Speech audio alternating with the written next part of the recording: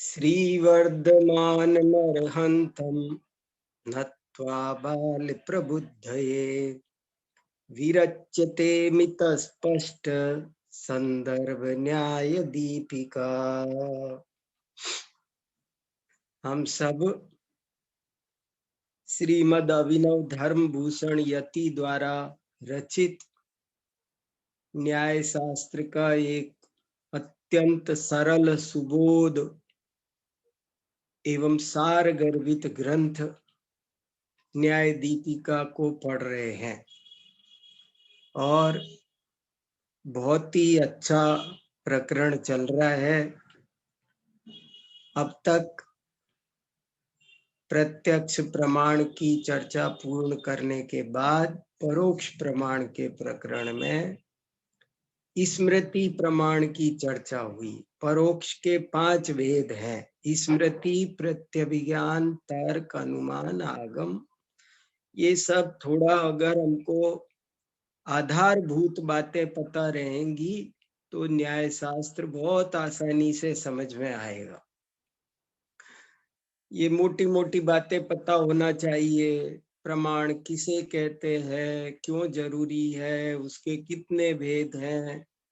हमारे साथ बहुत सारे सामान्य स्वाध्यायी लोग भी जुड़ रहे हैं, ये बहुत ही खुशी की बात है। न्याय शास्त्र जैसे विषय को सुनने के लिए सबकी इच्छा हो रही है, समझने की इच्छा हो रही है।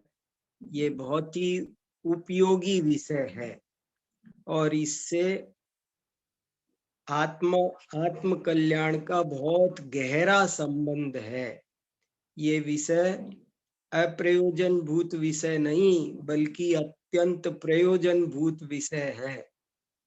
इसलिए इस विषय को पढ़ने के लिए उत्साहित होना बहुत अच्छी बात है, किंतु इसकी थोड़ी सी आधारभूत जानकारियां हमको पहले एक कॉपी में लिख लेना चाहिए, उनको थोड़ा कंठस्थ कर लेना चाहिए, ताकि जब जब इसमें सूक्ष्मता की कोई बात आए तो हमको सब आसानी से समझ में आता चला जाए। खैर, तो बात ये है कि प्रमाण 2 तरह का है, एक प्रत्यक्ष प्रमाण और परोक्ष प्रमाण। प्रत्यक्ष प्रमाण के फिर भेद होते हैं, लेकिन उनकी चर्चा अभी नहीं करेंगे क्योंकि पहले हम विस्तार से कर चुके हैं। अभी तो ये समझना है कि परोक्ष प्रमाण किसे कहते हैं। अविशद ज्ञान को, अनिर्मल ज्ञान को परोक्ष प्रमाण कहते हैं और यह 5 तरह का होता है: स्मृति, प्रत्यभिज्ञान, तर्क, अनुमान और आगम। उसमें से स्मृति का क्या स्वरूप है ये हमने समझ लिया और प्रत्यभिज्ञान का स्वरूप हम समझ रहे हैं और बहुत अच्छी अच्छी बातें समझी कि जैसे स्मृति को और कोई भी दर्शन प्रमाण नहीं मानता, केवल जैन दर्शन मानता है और ये बहुत जरूरी है। यदि हम स्मृति को प्रमाण नहीं मानेंगे तो स्मृति के आधार पर बनने वाले आगे आगे के प्रमाण, प्रत्यभिज्ञान, तर्क, अनुमान भी प्रमाण नहीं ठहरेंगे। इसलिए स्मृति को प्रमाण मानना आवश्यक है।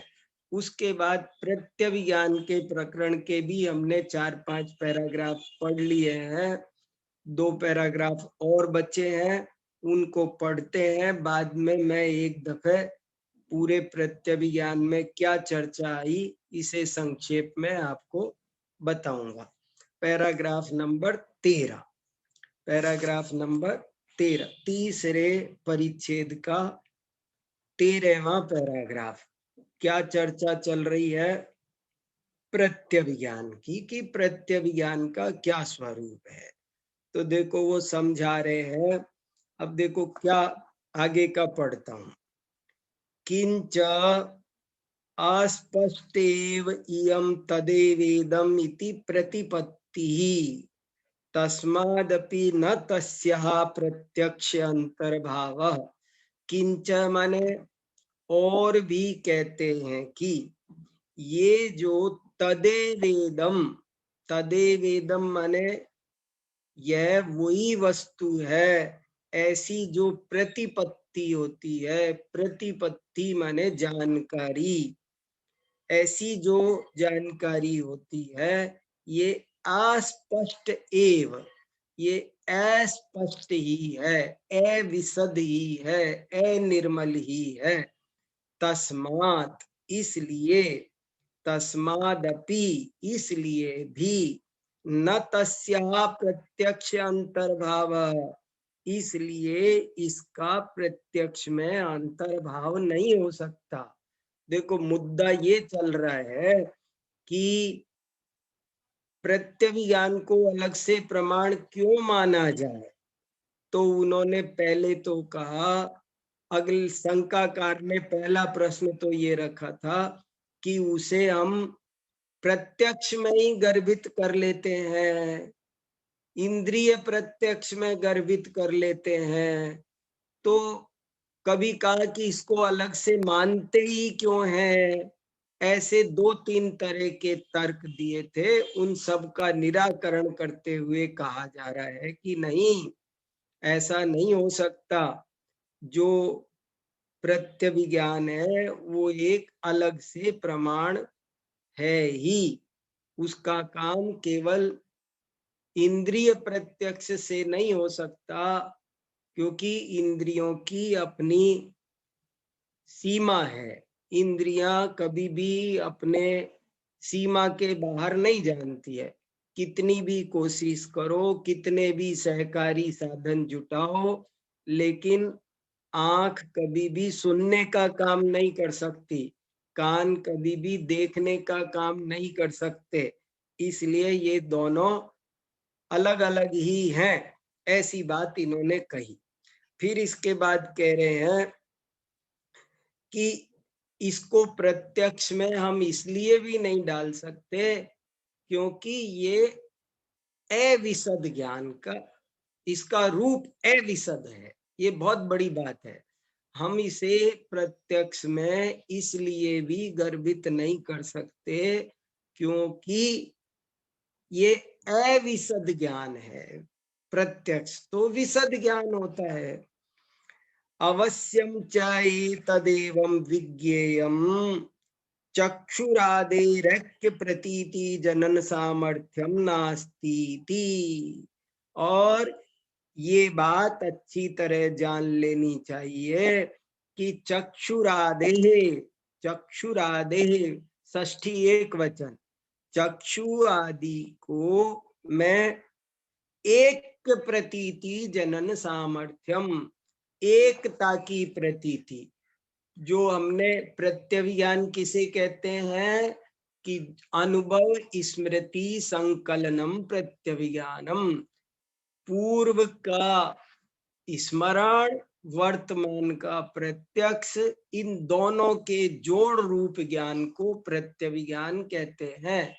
और ये प्रत्यभिज्ञान चक्षुरादि से संभव नहीं हो सकता। चक्षु उन दोनों में एकता को उत्पन्न करने की सामर्थ्य नहीं धारण करती है। अवश्यम च एतदेवं विज्ञेयं चक्षुरादेरैक्य प्रतीति जनन सामर्थ्यम नास्तीति। उनमें एकता की प्रतीति, जनन माने उत्पन्न करने की सामर्थ्य नहीं है। अन्यथा, अन्यथा, अन्यथा माने अन्यथा लिंग दर्शन व्याप्ति स्मरणादि से कृतम चक्षुरादिकम एव वन्यादिलिंगी ज्ञानम जनयेदिति नानुमानम अपि पृथक प्रमाणम स्यात्। देखो ये सब चीजें बहुत उपयोग के साथ में पढ़ना चाहिए।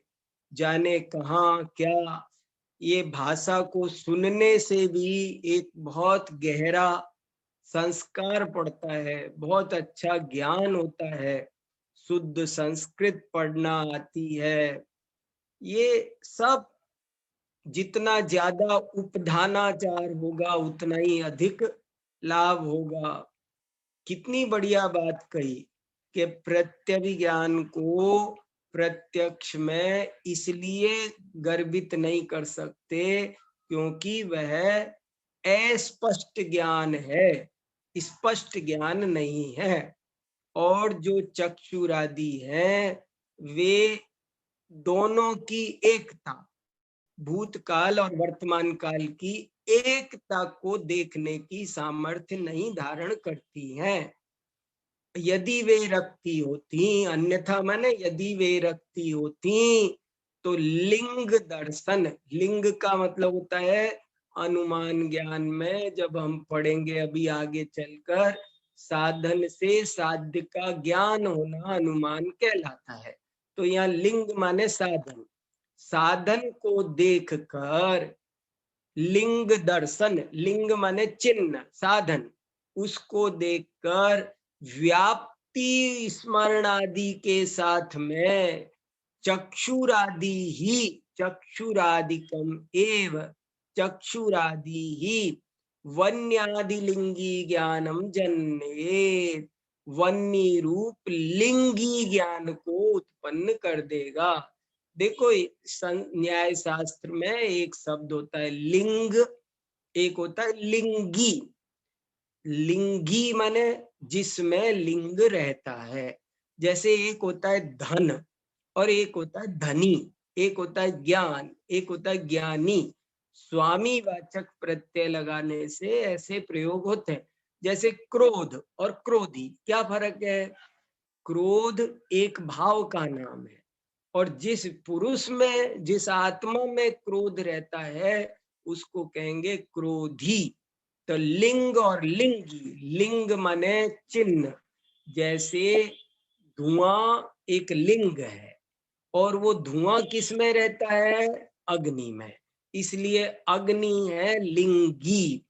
तो लिंग दर्शन से, व्याप्ति स्मरण से चक्षुरादि ही वन्नी आदि रूप, वन्नी माने अग्नि, वन्नी आदि रूप लिंगी ज्ञान को उत्पन्न कर दे। और फिर नया अनुमानम अपि पृथक प्रमाणम स्यात्, फिर अनुमान को भी अलग से प्रमाण मानने की जरूरत नहीं है, फिर तो अनुमान को भी मत मानो। यदि इंद्रियां ही, चक्षुरादि ही ये काम कर दे तो तुम प्रत्यभिज्ञान की मना कर रहे हो, हम कह रहे हैं फिर तो अनुमान भी नहीं सिद्ध होगा। स्विषय मात्रेव चरितार्थत्वात् चक्षुरादिकम इंद्रियम न लिंगिनी प्रवर्तितुम प्रगल्भम इति चेत प्रकृतेन किम अपराधम। मैं तो इसकी भाषा पर बहुत मोहित होता हूँ, क्या गजब की भाषा है। जो मन लगा के पढ़ेगा तो उसका हृदय उछलेगा, कितनी सशक्त अभिव्यक्ति है। स्विषय मात्रेव चरितार्थत्वात्, मात्र अपने विषय में ही चरितार्थ होने के कारण चक्षुरादिक इंद्रिय लिंगिनी में, लिंगी में, लिंगिनी, लिंगिनी क्या है? सप्तमी एक वचन, लिंगी शब्द है। लिंगी, लिंगिनौ, लिंगिनः, लिंगिनम, मानिनः, मानी, मानिनौ, मानिनः, इनंत पुल्लिंग शब्द बन गए ये। लिंगिनी, लिंगी में प्रवर्तितुम प्रगल्भम इति चेत, प्रगल्भ माने समर्थ। ये सब शब्द मालूम हो, जिसे शब्द आएगा उसे भाव समझ में आएगा। चक्षुरादि की इंद्रियां लिंगी में प्रवर्तने के लिए समर्थ नहीं है। ना लिखा ना पहले, ना लिंगिनी प्रवर्तितुम प्रगल्भम। तो यदि ऐसी बात तुम कहते हो कि साहब हम तो अनुमान को तो मानना पड़ेगा क्योंकि वो तो चक्षुरादि इंद्रियां तो केवल अपने विषय में ही प्रवृत्ति कर सकती हैं, तो आचार्य कह रहे हैं कि यदि इति चेत, यदि ऐसा कहो तुम, तो प्रकृतेन किम अपराधम। तो प्रकृतेन माने इस प्रत्यभिज्ञान के द्वारा क्या गलती की गई है भाई? इसमें इससे क्यों नाराज हो? ततः स्थितम प्रत्यभिज्ञानाख्यम पृथक प्रमाणम अस्तीति। इस प्रकार ये स्थित हुआ कि प्रत्यभिज्ञान नाम का, प्रत्यभिज्ञानाख्यम, आख्यम माने नामक, प्रत्यभिज्ञान नामक पृथक प्रमाण अस्ति है, इति स्थितम, ऐसा एकदम सिद्ध हुआ। 14वां पैराग्राफ। सादृश्य प्रत्यभिज्ञानम उपमानाख्यम पृथक प्रमाणम इति केचित। इति केचित, कुछ लोग ऐसा कहते हैं। क्या कहते हैं? सादृश्य प्रत्यभिज्ञान वो उपमान नाम का पृथक प्रमाण है। प्रत्यभिज्ञान का एक भेद है सादृश्य प्रत्यभिज्ञान। तो कह रहे सादृश्य प्रत्यभिज्ञान है वो उपमान नाम का पृथक प्रमाण है, ऐसा कुछ लोग कहते हैं। तद असत, ये बात गलत है। देखो बहुत ध्यान से पढ़ना पड़ता है। कहाँ तद असत लिखा हुआ है, तद सत पढ़ दिया तो बहुत गड़बड़ हो जाएगा। शुद्ध संस्कृत पढ़ने वाले विद्यार्थी कम मिलते हैं, लेकिन शुद्ध पढ़े बिना अर्थ सही नहीं खुलता है। तद असत वो गलत है। तद असत वो कितना अच्छा लिखा, समझ में आ रहा है? कहाँ गया देखो मैंने। तद असत स्मृत्यनुभव पूर्वक संकलन ज्ञानत्वेन प्रत्यभिज्ञानत्वनतिवृत्तिः। पुस्तकें सबको मिल रही होंगी, सबको अब तक मिल गई होंगी। जिनको नहीं मिली हो वो बता देना। सबको किताबें भेज दी गई हैं, किताबें ले करके बैठो। किताबें देख देख कर मूल से हम लगा रहे हैं तो फायदा क्या? मूल में देखो, उस पर पेंसिल से लिख लो। कोई शब्द समझ में नहीं आ रहा है तो तब ये सब ज्ञान बहुत अच्छा होगा। स्मृत्यनुभव पूर्वक संकलन ज्ञानत्वेन प्रत्यभिज्ञानत्व अनतिवृत्ति है। कि देखो सादृश्य प्रत्यभिज्ञान को स्मृति और अनुभव पूर्वक संकलन ज्ञान पना है ही। सादृश्य प्रत्यभिज्ञान भी स्मरण और अनुभव के जोड़ रूप है, इसलिए वो भी प्रत्यभिज्ञान की सीमा के बाहर नहीं जाता है। अन्यथा गो विलक्षणो महिषः इत्यादि विसदृशत्व प्रत्ययस्य इदम अस्मात् दूरम इत्यादेश्च प्रत्ययस्य स्वप्रतियोगिकस्य पृथक प्रमाणत्वं स्यात्। यदि ऐसा मानोगे तो फिर तो गो विलक्षण महिष इसके लिए एक अलग प्रमाण।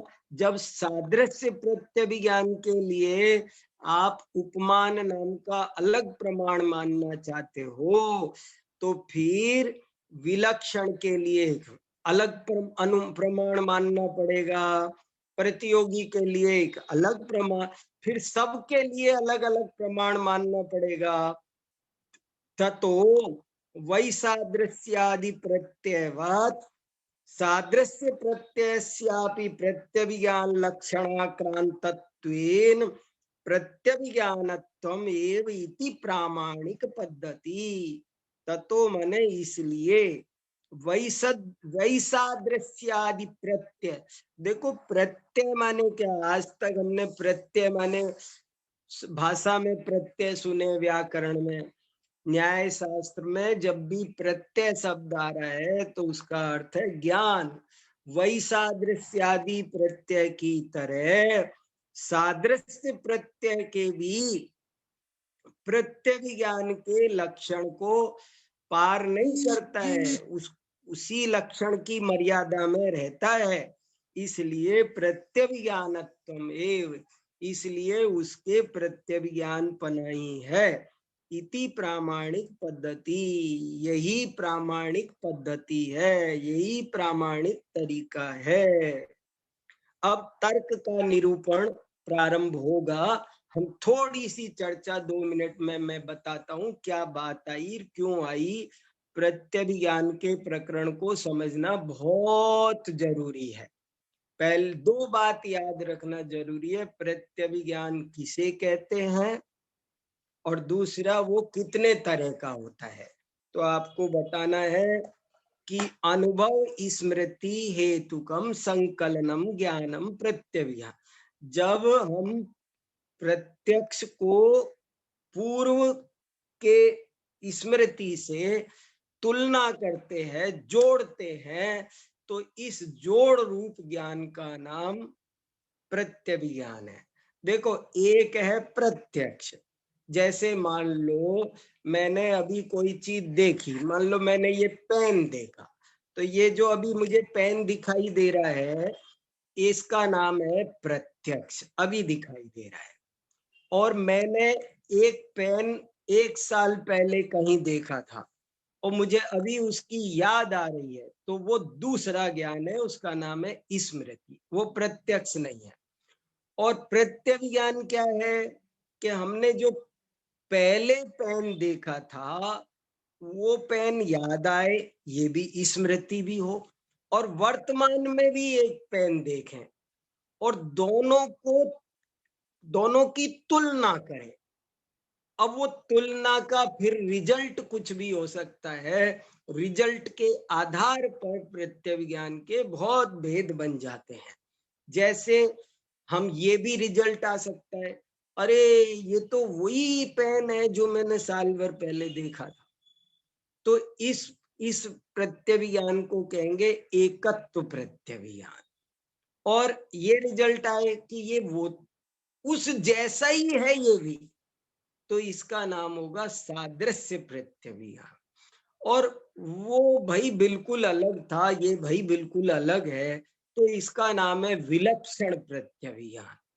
और अगर हमको उससे कुछ ज्यादा बढ़िया है, ये उससे कुछ घटिया है, थोड़ा घटिया है, थोड़ा बढ़िया है, ये जो हमने थोड़ा बढ़िया थोड़ा घटिया किया, इसका नाम हो गया प्रतियोगी प्रत्यभिज्ञान। ये वैसा ही है पर थोड़ा घटिया है, थोड़ा बढ़िया, हम इसका नाम प्रतियोगी हो गया, इसमें कंपटीशन हो गया। वैसा ही है बट थोड़ा अच्छा है, थोड़ा बुरा है, तो ये प्रतियोगी प्रत्यय।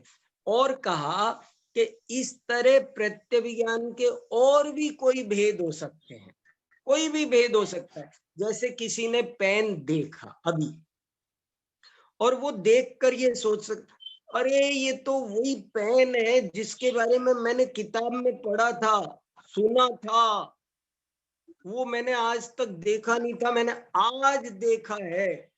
तो आप याद रखना, पहले देखा हुआ हो वो चीज ये जरूरी नहीं है, लेकिन उसके बारे में किसी न किसी रूप में सुना हो सकता है, सूंघा हो सकता है, किसी न किसी, और दोनों की तुलना, कंपेयर करने का नाम प्रत्यभिज्ञान है। ये एक खास बात है।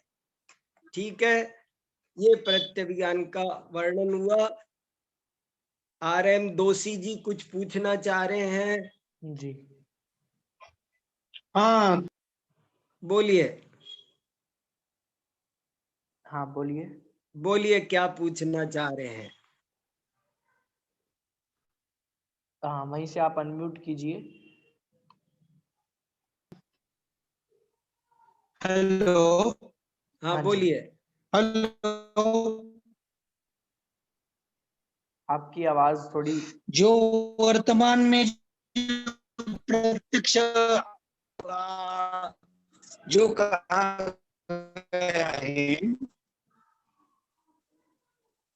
आपकी आवाज नहीं आ रही है हमको ठीक से। जी, आपकी आवाज ठीक से नहीं आ रही है। अपना क्वेश्चन लिख के हमें भेज सकते हैं। चलिए, जब आपका जगह आवाज आएगी तब आपको फिर मौका देंगे, अभी हम आगे बढ़ते हैं। अब परोक्ष प्रमाण का तीसरा भेद प्रारंभ होता है, उसका नाम है तर्क। स्मृति हो गया, प्रत्यभिज्ञान हो गया, और अब तर्क प्रमाण किसे कहते हैं जरा देखिए, बहुत अच्छी बात चल रही है। तर्क किसे कहते हैं? तो कहते हैं पढ़ता हूं मैं, 15वां पैराग्राफ है। अस्तु प्रत्यभिज्ञानम, क्या भाषा है, अस्तु प्रत्यभिज्ञानम। ठीक है, प्रत्यभिज्ञान तो हो गया सर, कस्तर्हि तर्कः। अब ये बताओ कि तर्क क्या होता है। प्रत्यभिज्ञान तो हो गया, अब यह बताइए कि तर्क क्या है। व्याप्ति ज्ञानम तर्कः, व्याप्ति के ज्ञान को तर्क कहते हैं। साध्य साधन, ये बहुत अच्छी, ये अंडरलाइन करके याद रखने, तर्क किसे कहते हैं। देखो अपन सब तर्क शब्द का बहुत इस्तेमाल करते हैं, वो तर्क करता है, लेकिन तर्क की परिभाषा मालूम नहीं है। मैं फिर जोर दे के कहता हूँ, न्याय शास्त्र के पढ़ने वालों को सबको स्वाध्याय में क्वालिटी लाने के लिए देखो परिभाषा पहले याद होनी चाहिए। लक्षण, लक्षण याद होगा तब आप उस पर विचार विमर्श कर सकते हैं। तो व्याप्ति ज्ञानम तर्क, व्याप्ति के ज्ञान को तर्क कहते हैं। साध्य साधनयोः गम्य गमक भाव प्रयोजको व्यभिचार गंध सहिष्णु संबंध विशेषो व्याप्तिरभिना भाव इति च व्यपदिश्यते। बहुत सुंदर पंक्ति है, हम तो पढ़ तो रहे हैं जल्दी जल्दी, पर इस एक ही लाइन पर अगर हम समय लगाएं तो ये बहुत काम की है। इस एक पंक्ति को बहुत शांति से समझो। साध्य साधन यो, साध्य और साधन में दो द्विवचन है, साध्य और साधन में गम्य गमक भाव को बताने वाला, गम्य माने जानने योग्य, गमक जनाने वाला चिन्ह। देखो गम्य गमक क्या होता है, इसको मैं उदाहरण से स्पष्ट करूं। गम्य माने जैसे समझो मैं कहूं कि उस पर्वत में अग्नि है क्योंकि धुआं है, तो ये जो मैंने धुआं के कारण वहां अग्नि का अनुमान किया, तो यह धुआं तो है गमक और अग्नि है गम्य। गम्य और गम, जहां जहां ज्ञान है वहां वहां आत्मा है। तो ज्ञान क्या हुआ, गमक, गमक बताने वाला, और गम्य क्या है, आत्मा। जिसको जानना है उसे कहते हैं गम्य, और जिससे जानना है उसका नाम गमक। दुनिया में ऐसी दो चीजें पाई जाती है, एक होती है गम्य, एक होती है गमक। जो गम्य होती है उसका दूसरा नाम है साध्य, और जो गमक होती है उसका दूसरा नाम है साधन। तो ये दो चीजों को समझ लेना, और कैसा समझ लेना, व्यभिचार गंध असहिष्णु, जिसमें कोई भी व्यभिचार की गंध भी जिसे बर्दाश्त नहीं है। व्यभिचार माने अपवाद। अपन कहते हैं ना, जैसे मैं कहूं कि कोई भी बात, कोई कोई कुछ कहे कि वह व्यक्ति प्रतिदिन 6 बजे उठता है, और हम एक दिन देखने गए तो वो तो सो रहा था 7 बजे तक। तो हमने कहा तुम तो कह रहे थे कि मैं 6 बजे उठता हूँ रोजाना। बोले कभी कभी तो सो जाता हूँ। तो ये क्या हो गया, ये उसके नियम में व्यभिचार हो गया। व्यभिचार शब्द का अर्थ समझो, यहाँ पर न्याय शास्त्र में व्यभिचार का मतलब क्या, नियम के उल्लंघन को व्यभिचार कहते हैं। यहाँ जो नियम क्या था, जहां जहां धुआं होगा वहां वहां अग्नि होगी, ये नियम है। और हमने एक जगह का देखो यहाँ तो धुआं है और अग्नि नहीं है, तो आपने उत्तर दिया वो कभी कभी तो हो जाता है ना, ऐसा रेयर है, ये तो 100 में से 1-2 बार तो ऐसा होता ही है। तो फिर इसका नाम, ये न्याय शास्त्र को ये बर्दाश्त नहीं है।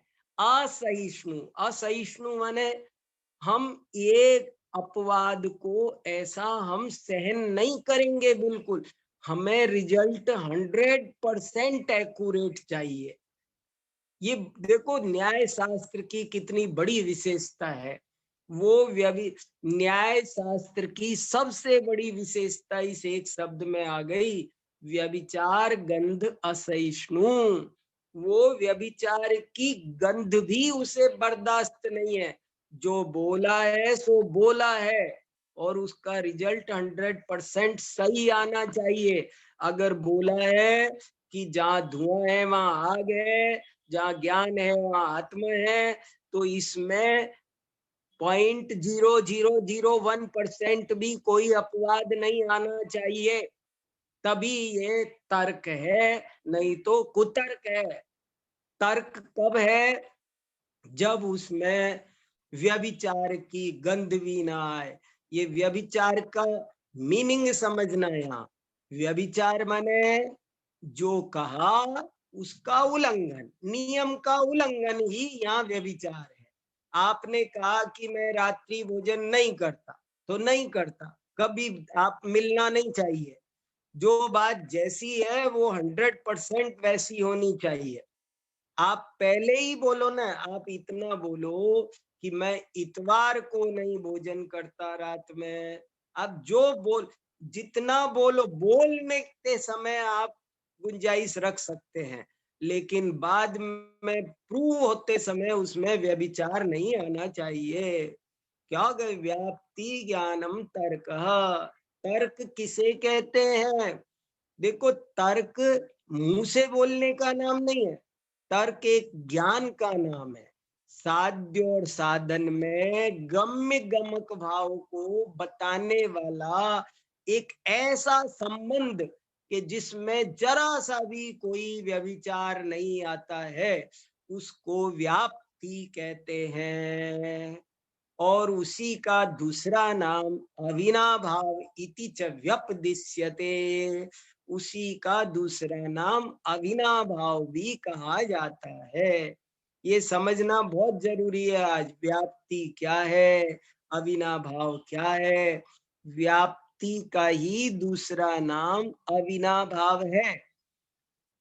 तत्सामर्थ्यात, उसकी सामर्थ्य से, खलु अग्न्यादिम, वास्तव में अग्नि आदि को, धूमादि रेव, धूमादि ही, गमयति, बताते हैं, ज्ञान कराते हैं। न तो घटादि, घटादि नहीं ज्ञान करा सकते। देखो क्या कहा, इसका मीनिंग समझ में आया? अग्नि का ज्ञान धुआं करा सकता है, घटादि नहीं करा सकते। घट माने घड़ा। कोई कहे वहां पर अग्नि है, बोले क्यों? क्योंकि यहाँ मेरे कमरे में घड़ा रखा हुआ है। अरे घड़े से अग्नि का क्या संबंध है? धुआं से संबंध है। इसलिए धुआं अग्नि का ज्ञान करा सकता है, लेकिन घड़ा नहीं करा सकता। तद अभावात, क्योंकि उसमें वो संबंध नहीं है। तस्याश्च अविनाभाव परिणाम्यः व्याप्ते प्रमितौ यत् साधक तमं तदिदं तर्काख्यम प्रमाणम इत्यर्थ। और उस अविनाभाव अथवा जिसका दूसरा नाम व्याप्ति है, उसको जानने में, प्रमितौ, प्रमितौ माने उसका प्रामाणिक ज्ञान करने में जो साधकतम है, जो सच्चा साधन है, साधकतम माने जो सच्चा साधन है, तदिदम तर्काख्यम प्रमाणम इत्यर्थ है। वही यह तर्क नाम का प्रमाण है, ऐसा कहने का अभिप्राय हुआ हमारा। तदुक्तम श्लोक वार्तिक भाष्य, यही बात श्लोक वार्तिक माने आचार्य विद्यानंद स्वामी आज से 1200 वर्ष पहले कहते हैं कि साध्य साधन संबंध अज्ञान निवृत्ति रूपे ही फले साधक तमः तर्क। साध्य साधन के संबंध संबंधी जो अज्ञान है, उसको दूर करने वाला जो ज्ञान है, साधक तम है, उसे ही तर्क कहते हैं। 9वें पहले अध्याय के 13वें सूत्र के की टीका में यह लिखा है, ऊह इति तर्कस्यैव व्यपदेशांतरम। ऊह ये तर्क का ही नामांतर है। व्यपदेश माने कथन, नाम। ऊह ये तर्क का ही दूसरा नाम है। ऊह और तर्क ये पर्यायवाची हैं। सच तर्कस्ताम व्याप्तिम सकल देश कालोपसंहारेण विशीकरोति। और वह तर्क उस व्याप्ति को संपूर्ण देश, देश माने क्षेत्र, और काल को उपसंगार रूप से, उसको उपसंगार माने कवर करना। उपसंगार का मतलब क्या है? एक किताब का उपसंगार लिखने का क्या मतलब है? पूरे विषय को कवर करना। तो ये जो संपूर्ण क्षेत्र को और संपूर्ण काल को कवर करके विषय बनाता है, उसको व्याप्ति कहते हैं। और वही व्याप्ति को जो निर्णय करता है, उसका नाम तर्क नाम का प्रमाण है। किमस्योदाहरणम। अब देखो, ये तो हो गई थ्योरी। अब उदाहरण से समझाते हैं। बहुत बढ़िया। अब देखो, अब 15वें पैराग्राफ में क्या बताया था? तर्क किसे कहते हैं इसकी थ्योरी बताई थी। लेकिन अब 16वें पैराग्राफ में क्या बता रहे हैं? एक उदाहरण देकर समझा। किमस्योदाहरणम, इसका उदाहरण क्या है? उच्यते, कहते हैं, यत्र यत्र धूमवतत्वम तत्र तत्र अग्निमतत्वम इति। बहुत बढ़िया है ये। और बहुत देखो, ये सब अध्यात्म में उपयोगी विद्या है। आत्म कल्याण के लिए बहुत उपयोगी विद्या है। हमको पता नहीं चलेगा, नहीं तो हम सही तर्क नहीं कर पाएंगे, तो आत्मा को नहीं सर्च कर पाएंगे।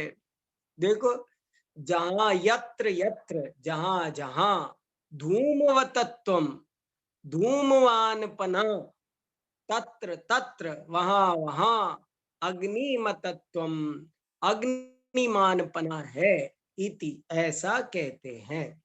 अत्र धूमे सते, धूमे सती, सती माने होने पर, यहाँ धूम के होने पर, भूयः पुनः अग्नि उपलम्बे, अग्नि, देखो कितना संधियां हो रही है। एक ही सीट पर 3-4 शब्द बैठे हैं। भूयः अग्नि उपलम्बे, भूय माने दोबारा, पुनः अग्नि की प्राप्ति होने पर, अग्नि अभावे च धूमानुपलब्धे, और अग्नि के अभाव में धुआं का अनुपलब्ध, अनुपलब्ध माने नॉट अवेलेबल, अनअवेलेबल। उपलम्ब माने अवेलेबल, अनुपलम्ब माने अनअवेलेबल। तो धुआं के होने पर अग्नि का होना, और अग्नि के नहीं होने पर धुआं का नहीं होना, ये जब हम भूयः, भूयः माने बार बार, दोबारा, अगेन एंड अगेन जब हम देखते हैं, तो सर्वत्र सर्वदा धूम अग्निम न व्यभिचरति। सर्वत्र माने सभी जगह, सर्वदा माने हमेशा, धूम माने धुआं, अग्नि के साथ व्यभिचार नहीं करता है। अब देखो क्या, अब सब हमको अगर व्यभिचार शब्द का अर्थ नहीं बताया होता तो धुआं अग्नि के साथ व्यभिचार नहीं करता है, इसका क्या मीनिंग हुआ? धुआं अग्नि के साथ व्यभिचार नहीं करता है, इसका मतलब है धुआं अग्नि के बिना नहीं होता है। ऐसा इसका मीनिंग है। धुआं अग्नि के साथ ही होता है, अग्नि के बिना नहीं होता है। इत्येवं, इस प्रकार से, सर्वोपसंहारेण, सारे क्षेत्र और काल को कवर करके जो अविनाभावी ज्ञानम, पश्चाद उत्पन्नम तर्काख्यम प्रत्यक्षादे पृथगेव। इस प्रकार सर्वोपसंहार रूप अविनाभाव से जो ज्ञान उत्पन्न होता है इसी का नाम तर्क है। यही तर्काख्यम, यही तर्क नाम का प्रमाण है। प्रत्यक्षादे पृथगेव, ये प्रत्यक्ष आदि से अलग है। ये प्रत्यक्ष प्रमाण का नाम तर्क नहीं है, तर्क अलग है, प्रत्यक्ष अलग है। क्या फर्क है? प्रत्यक्षस्य सन्निहित देशे एव धूम अग्नि संबंध प्रकाशनात् न व्याप्ति प्रकाशकत्वम। प्रत्यक्ष में और तर्क में क्या फर्क है कि जो प्रत्यक्ष है वो तो पर्टिकुलर अब भी प्रेजेंट एक जगह को एक टाइम पर देख सकता है, लेकिन जो तर्क है वो तीन लोक तीन काल में के सारे संबंधों को देखो। ये बहुत गजब की चीज है। ये जो तर्क नाम का ज्ञान है ये आत्मज्ञान में, सप्त तत्वार्थ ज्ञान में अत्यंत प्रयोजनभूत है। ये सर्वज्ञ बनाता है। सर्वोपसंहारवती व्याप्ति, ये तो बहुत, ये छोटा सा वचन अमृत वचन है। सर्वोपसंहारवती ही व्याप्ति, व्याप्ति सर्वोपसंहार। सर्वोपसंहार माने सब जगह, संपूर्ण क्षेत्र और संपूर्ण काल को कवर करने वाली होती है। जैसे देखो, मैं कहूं जहां ज्ञान होगा वहां आत्मा होगा, तो पाकिस्तान में होगा कि नहीं ऐसा? रात में ऐसा होगा कि नहीं? विदेह क्षेत्र में ऐसा होगा कि नहीं? चतुर्थ काल में ऐसा होगा? कोई कैसा, वो आजकल जहां जहां ज्ञान हो ना वहां वहां आत्मा होता है। वैसे चतुर्थ काल में ऐसा नहीं होता था, अमेरिका में ऐसा नहीं होता है। ऐसी एक भी व्यभिचार के गंध को बर्दाश्त नहीं कर सकता तर्क। तर्क तो सर्वज्ञ बनाता है। तीन लोग तीन का, जहां जहां क्रोध है वहां वहां दुख है। इसका नाम है व्याप्ति, इसका नाम है तर्क। जहां जहां क्षमा है वहां वहां शांति है। जहां जहां आत्मानुभूति है वहां वहां सम्यक्त्व है। कितना गजब का ये प्रमाण है। प्रत्यक्ष तो एक लिमिटेड क्षेत्र काल को ही जानता है, लेकिन व्याप्ति वो अनलिमिटेड है। पूरे क्षेत्र पूरे काल में कहीं कोई उसमें जरा सी भी कोई अपवाद व्यभिचार आता नहीं है।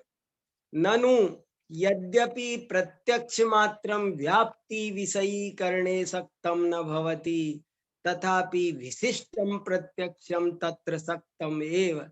ननु माने, आपको बताया, ननु माने शंका। यद्यपि प्रत्यक्ष मात्र व्याप्ति के, यहाँ कोई शंका कर रहा है, शंकाकार की शंका आई। क्या शंका आई? कि साहब यद्यपि प्रत्यक्ष मात्र व्याप्ति को विषय करने में, करणे सप्तमी एक वचन, विषय करने में सक्तम न भवति, सक्त माने समर्थ नहीं होता है। तथापि विशिष्टम प्रत्यक्षम तत्र सक्तम एव, लेकिन विशिष्ट प्रत्यक्ष तो ऐसा कर सकता है साहब। तथा ही वो खुलासा करके बता रहे, महानस आदौ, महानस माने रसोई घर, महानस आदौ रसोई। देखो अब ये किसी को पता, बहुतों को महानस, इस शब्द को याद रखना चाहिए, प्रयोग करना चाहिए। महानस माने किचन, हम जिसको किचन बोलते हैं आजकल, सब आजकल किचन किचन बोलते हैं। अरे रसोई घर, महानस आदौ, क्या पुराने पुराने शब्द है बहुत। रसोई घर को एक और शब्द शास्त्रों में मिलता है, सिद्धान्न सदन। सिद्धान्न सदन अर्थात रसोई घर, क्योंकि वहां तैयार भोजन होता है। मानसादौ तावत् प्रथमम धूमः अग्न्यो दर्शनम एकम प्रत्यक्षम। मानस आदि में माने रसोई घर आदि में जो पहले धूम देखा, धूम अग्न्यो, धूम और अग्नि, धुआं और अग्नि का जो दर्शन हुआ, एकम प्रत्यक्षम, ये तो एक प्रत्यक्ष हुआ, पहला फर्स्ट। तदनंतरम, उसके बाद भूया भूया प्रत्यक्षाणि वर्तन्ते, भूया भूया बारंबार उसका प्रत्यक्ष होता है। तानि च प्रत्यक्षाणि न सर्वाणि व्याप्ति विषयीकरण समर्थानि, वे प्रत्यक्ष सब मिलकर भी व्याप्ति को विषय करने में समर्थ नहीं है। अपितु पूर्व पूर्व अनुभूत धूम अग्नि स्मरण तत्सजातीयत्व अनुसंधान रूप प्रत्यभिज्ञान सहकृतः कोपि प्रत्यक्ष विशेषो व्याप्तिम सर्वोपसंहारवतीम अपि गृह्णाति। ये यहाँ तक ये प्रश्न है। अभी तो वो पूछ रहा है, कह रहा है साहब प्रत्यक्ष है ना, वो माना मैंने कि व्याप्ति को स्मरण नहीं कर, व्याप्ति को ग्रहण नहीं कर सकता, लेकिन विशिष्ट प्रत्यक्ष तो व्याप्ति को ग्रहण कर लेगा, अलग से तर्क प्रमाण मानने की कोई जरूरत नहीं है। तो कैसे? केवल देखो, रसोई में सबसे पहले देखेगा वो कि धुआं है, अग्नि भी है, फिर वो दोबारा कहीं देखेगा, हाँ रोज देखेगा कि हाँ धुआं होता है तो अग्नि भी होती है, और फिर उसको कोई एक ऐसा दिव्य प्रत्यक्ष प्रकट होगा कि जिससे वो सर्वोपसंगारवती वाली व्याप्ति को ग्रहण कर लेगा।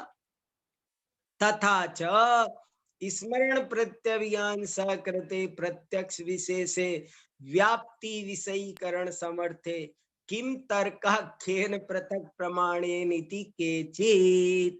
अब शंका पूरी हुई। इति केचित्, ऐसा कुछ लोग कहते हैं, स्मरण और प्रत्यभिज्ञान के साथ होने वाला कोई प्रत्यक्ष विशेष ऐसा प्रकट होगा कि वो व्याप्ति को विषय करने में समर्थ हो जाएगा, इसलिए तर्क नाम का अलग से प्रमाण मानने की जरूरत नहीं है, ऐसा कोई कहता है। तो क्या उत्तर देते हैं? कितना बढ़िया उत्तर दिया, देखो। तेपी तेपी न्याय मार्ग अनभिज्ञा तेपी न्याय मार्ग अनभिज्ञा, वे भी न्याय मार्ग से अनभिज्ञ है। संधि हुई, वे भी न्याय मार्ग को नहीं जानते हैं। क्यों नहीं जानते हैं? सहकारी सहस्त्र समवधानेपि अविषय प्रवृत्तिर न घटते इति उक्तत्वात्। ये अंडरलाइन करने लायक होती हैं कुछ पंक्तियां, तो देखो, सहकारी सहस्त्र समवधानेपि, सहयोगी, सहस्त्र माने हजारों, समवधान माने मिलाओ, तो भी ए विषय में प्रवृत्ति नहीं हो सकती है, इम्पॉसिबल। आप आंख के लिए कितना भी बादाम का निशास्ता पियो, काली मिर्च बूरा मिला के खाओ, कितनी एक्सरसाइज करो, किसी भी सेंटर फॉर साइट में जाकर ऑपरेशन कराओ, लेकिन ये आंखें कभी सुनने का काम कर सकती नहीं है। ये मतलब आंखें कुछ भी करो देख ही सकती है, कान कुछ भी करो सुन ही सकते हैं, कान देख नहीं सकते, आंखें सुन नहीं सकती। तो क्या हजारों कारण मिलाओ तब भी आ विषय में प्रवृत्ति नहीं हो सकती है। तस्मात् प्रत्यक्षेण व्याप्ति ग्रहणम असमंजसम, इसलिए प्रत्यक्ष प्रमाण से व्याप्ति का ग्रहण मानना ये अनुचित है, ठीक नहीं है। इदम तो समंजसम, यही बात सही है। क्या? स्मरणम प्रत्यभिज्ञानम भूयो दर्शन रूपम प्रत्यक्षम च मिलित्वा, ये सब मिलकर, स्मरण, प्रत्यभिज्ञान और भूयो भूयो दर्शन, बार बार, भूय माने बार बार, बार बार देखा हुआ प्रत्यक्ष, ये मिल करके तादृशम एकम ज्ञानम जनयति, जनयंती माने उत्पन्न करते हैं। यद व्याप्ति ग्रहण समर्थम, जो कि व्याप्ति के ग्रहण में समर्थ होता है। तर्कश्च सएव, वही तो तर्क है। अनुमानादिकम तु व्याप्ति ग्रहणम प्रति असंभाव्यम, अनुमानादिक तो व्याप्ति के ग्रहण के प्रति असंभाव्य ही है। वे अनुमान आदि व्याप्ति का ग्रहण नहीं कर सकते हैं, तर्क ही व्याप्ति का ग्रहण कर सकता है। ऐसी गजब की बात। सब समझ में आ रहा है? किसी को कुछ पूछना तो नहीं? किसी को कुछ पूछना हो तो बोलो। बहुत अच्छी, बहुत बढ़िया। देखो भैया, ये तोता मैना का किस्सा नहीं, ये न्याय शास्त्र पढ़ रहे हैं तो थोड़ा जब तक बराबर रेगुलर बहुत दिन तक सुनेंगे नहीं, तब तक इसमें आनंद नहीं आएगा, इसका अभ्यास नहीं होगा, इसमें लगे रहना पड़ेगा, तब सब समझ में आएगा। हाँ रितु जी बोलिए। जय जिनेन्द्र पंडित जी। जय जिनेन्द्र, बोलिए। मुझे ये पूछना है कि इसमें ना ऊपर एक लाइन आई थी कि प्रत्यक्ष जो होता है वो निकटवर्ती ही धुएं और अग्नि के संबंध का ज्ञान कराता है। हाँ। तो मतलब मैं थोड़ा ऐसे लगा कि जैसे आत्मा का ज्ञान करना चाहते हैं तो हमें ज्ञान गुण से समझाया जाता है कि तुम्हारे पास ज्ञान है, इस हाँ। हिसाब से तुम आत्मा हो। हाँ। इससे सिद्ध होता है। तो पहले जब तक हमें आत्मज्ञान, आत्मानुभूति नहीं है, तब तक हमें हाँ। तर्क से समझाया जाता है। हाँ और ठीक। एक बार प्रत्यक्ष ज्ञान हो जाता है, आत्मानुभूति हाँ। हो जाए, हाँ। तो उसके बाद मतलब वो तो निकटवर्ती हो गया, मतलब अब उसमें तर्क खत्म, निकटवर्ती एक तरह से कि आत्मा और ज्ञान एक तरह से हमने एक समझ लिया उसको बिल्कुल अच्छे से, तो वो प्रत्यक्ष हो गया। हाँ नहीं, इसमें जो कहा था ना, जो लाइन आप कह रहे हो, वो तो ये कह रहे हैं, कोई सामने वाला प्रश्न पूछ रहा है, वो ये कह रहा है कि आप तर्क नाम का प्रमाण अलग से मत मानो सर, आप तो प्रत्यक्ष तो माना ही है आपने, प्रत्यक्ष से ही वो काम हो जाएगा जो आप तर्क से करना चाहते हो। तर्क से जो आप काम करना चाहते हो ना, वो काम प्रत्यक्ष कर लेगा। तर्क नाम का एक प्रमाण, एक लिस्ट छोटी हो जाएगी, हमको याद करने में भी सुविधा होगी। आप एक तर्क नाम का प्रमाण हटा दो ना सर, क्या जरूरत है उसकी? तब उसका उत्तर दिया कि देखो भाई, जो प्रत्यक्ष प्रमाण है वो वर्तमान क्षेत्र काल में तो चीजों को जान सकता है, लेकिन तीन काल में क्या नियम व्यवस्था है, इसको प्रत्यक्ष प्रमाण या तो केवल ज्ञान जानता है। ऐसा जो नियम है कि जहां जहां धुआं होगा वहां वहां अग्नि होगी, ये नियम तो तर्क नाम का प्रमाण ही जान सकता है, ये प्रत्यक्ष प्रमाण के बस का नहीं है। हाँ, ये तो पूछा तर्क था। जो है, ये परोक्ष ज्ञान है तर्क नाम का, इसका जो फायदा आया वो फायदा यही आया ना कि जब तक आत्मानुभूति नहीं होती तब तक हमें तर्क से समझाया जाता है, हाँ, और हम उसके बाद प्रत्यक्ष हो जाता है। हम आत्मा की सर्च करने निकले ना, तो वो बता रहे हैं कि देखो, यत्र यत्र ज्ञानम तत्र तत्र आत्मा, जहां जहां ज्ञान है वहां वहां आत्मा है। अब कौन सा ज्ञान? अगर आप ऐसा नियम बना देते कि जहां जहां आंखें होती है वहां वहां आत्मा होता है, तो गलत हो जाता। आप कहते हैं कि जहां जहां जो जो बोलता है वो आत्मा है। अगर हम ऐसा नियम बना दें कि जो बोलता है, जो जो बोलता है वो आत्मा है, तो हमारा नियम सर्वोपसंगारवती नहीं होता। हम के जो जो कानों से सुनता है वो आत्मा है, तो हमारा नियम सर्वोपसंगारवती नहीं होता। इसलिए यहाँ कहा कि तुम तर्क को सही जानो, ऐसा नियम बनाओ कि जिसमें व्यभिचार की गंध भी ना आए, 100% एक्यूरेट रिजल्ट दे, वही वास्तव में तर्क है। और ना एक बात ये भी है कि जो ये शंका उठाई गई ना कि एक पर्सन ने रसोई में देख लिया पहले हाँ कि हाँ धुआं है तो अग्नि है, तो हाँ मेरे को भी इस तरह की शंका है कि जो तर्क है, मतलब जो नियम है, मतलब हाँ एक कहीं पे दिखते हैं तो नियम बन जाते हैं, हाँ।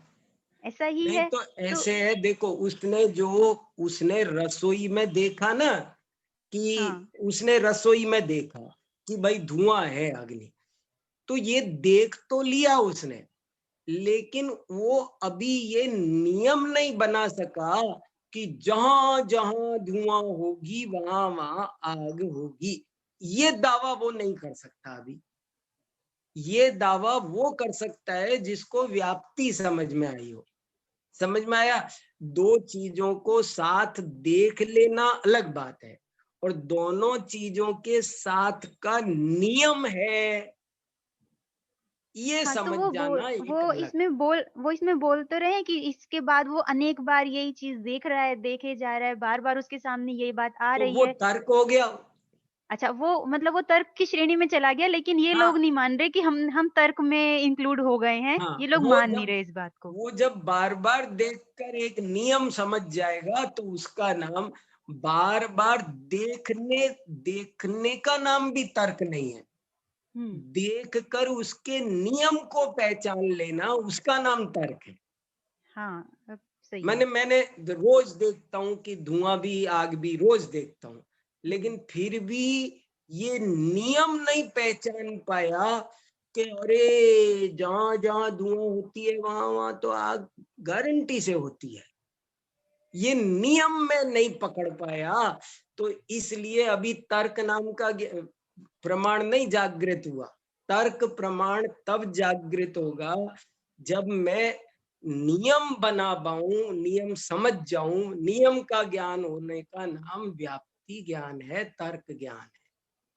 और ये लगता है कि अगर तर्क प्रमाण को पे हम विश्वास नहीं करेंगे तो फिर तो आत्मानुभूति के चांस ही नहीं है, क्योंकि हम तर्क पे विश्वास नहीं कर रहे तो फिर प्रत्यक्ष कैसे होगा वो चीज। हाँ, तर्क नहीं होगा तो अनुमान नहीं होगा। हाँ। देखो ये 5 जो प्रमाण बताए ना, हम्म। स्मृति, प्रत्यभिज्ञान, तर्क, अनुमान, आगम, इनमें क्या हो रहा है कि स्मृति हो तो प्रत्यभिज्ञान होता है, स्मृति नहीं हुई हो तो प्रत्यभिज्ञान नहीं होता। स्मृति के बिना प्रत्यभिज्ञान नहीं होगा, स्मृति और प्रत्यभिज्ञान के बिना तर्क नहीं होगा, स्मृति प्रत्यभिज्ञान और तर्क के बिना अनुमान नहीं होगा, स्मृति प्रत्यभिज्ञान तर्क अनुमान के बिना आगम नहीं होगा। मैंने ऐसे ये परस्पर पूरक है, पूर्व पूर्व के हों सब, तब ये होता है, नहीं तो नहीं होता है। इन सब की दिशा तो प्रत्यक्ष की तरफ ले जाने की है ना। हाँ हाँ, ठीक है। बिल्कुल बिल्कुल सही है, मगर ठीक है। प्रत्यक्ष का यहाँ अभिप्राय जो है वही समझना। क्या? दो तरह के प्रत्यक्ष है ना, एक तो केवल ज्ञान प्रत्यक्ष है, सकल प्रत्यक्ष है, और एक स्व संवेदन प्रत्यक्ष है। अभी जो वर्तमान में आत्मानुभूति है वो केवल ज्ञान जैसी प्रत्यक्ष नहीं है। नहीं नहीं नहीं, स्व संवेदन। ये दो तरह के प्रत्यक्ष है, स्व संवेदन प्रत्यक्ष और एक केवल ज्ञान प्रत्यक्ष। जो आत्मानुभूति वाला प्रकरण है वहां स्वानुभव प्रत्यक्ष को समझना। हाँ जी, हाँ जी, कुसुम ठीक जी है। कुछ पूछ रही हैं? हाँ जी, जय हाँ जिनेन्द्र। बोलिए। हाँ, जय जय जिनेन्द्र। जिनेन्द्र, बोलिए बोलिए। पंडित जी थोड़ा सा गम्य और गमक को एक बार गम वापस समझाइए ना। गम्य गमक, गमक माने बताने वाला, और गम्य माने जो बताया जाना है। आप थोड़ा सा उदाहरण याद रखो तो आपको भूलोगे नहीं। आप ऐसा याद रखो कि जैसे हमको अग्नि को जानना है और धुआं से जानना है, तो धुआं है गमक, धुआं बताने वाला है, इसलिए धुआं का नाम है गमक, बताने वाला, ज्ञान कराने वाला। गम माने ज्ञान, क माने कराने वाला, गमक माने ज्ञान कराने वाला, और गम्य माने जिसका हमको ज्ञान करना है। अग्नि का हमको, आत्मा का ज्ञान करना है तो आत्मा गम्य है, और ज्ञान से ज्ञान करेंगे तो ज्ञान है गमक। गमक, गमक माने बताने वाला, वो चिन्ह जो ज्ञान कराता है वो गमक है, जिसका ज्ञान करना है वो गम्य है। हाँ दोषी जी। जो ठीक है, वर्तमान जय में जिनेंद्र जो, पंडित जी। जय जिनेन्द्र, हाँ बोलिए वर्तमान बोलिए। में जो स्वर्णभूति प्रत्यक्ष है, हाँ वो स्वर्णभूति में जो प्रत्यक्ष आत्मा आ रहा है, वो हाँ केवल ज्ञान के अपेक्षा परोक्ष है, बराबर। बराबर, यही मैं बताना चाह रहा हूँ। जो हाँ, लेकिन वर्तमान में जो स्व संवेदन प्रत्यक्ष जिसे हम कह रहे हैं, वो वास्तव में परोक्ष है। वो प्रत्यक्ष नहीं है, उसको स्व संवेदन। इसके लिए एक उदाहरण याद रखो, जैसे कोई गूंगा व्यक्ति, जैसे कोई अंधा व्यक्ति गुड़ खाए तो उसको गुड़ दिखाई नहीं दे रहा है, लेकिन गुड़ का स्वाद उसको आ रहा है। स्वाद की अपेक्षा वो ऐसे ही जब आत्मा का अनुभव होता है तो आत्मा प्रत्यक्ष होता है, ऐसा जो कहते हैं उसका मीनिंग क्या? ऐसा प्रत्यक्ष नहीं होता है जैसा केवल ज्ञानी को होता है, वो तो उसका आनंद प्रत्यक्ष होता है, इसलिए उसे प्रत्यक्ष कहते हैं। वास्तव में वो परोक्ष है तो मति अच्छा। श्रुत ज्ञान रूप ना, इसलिए। बहुत बढ़िया, वेरी गुड। जय जिनेन्द्र ठीक है पंडित जी, थैंक यू। जी हाँ, इस समय हो प्रकार- गया संदेश जी। जी भाई साहब। हाँ, इस प्रकार आज हमने सर्वोपसंहारवती व्याप्ति और व्याप्ति ज्ञानम तर्क, इस प्रकार तर्क की सुंदर व्याख्या हमने आज देखी।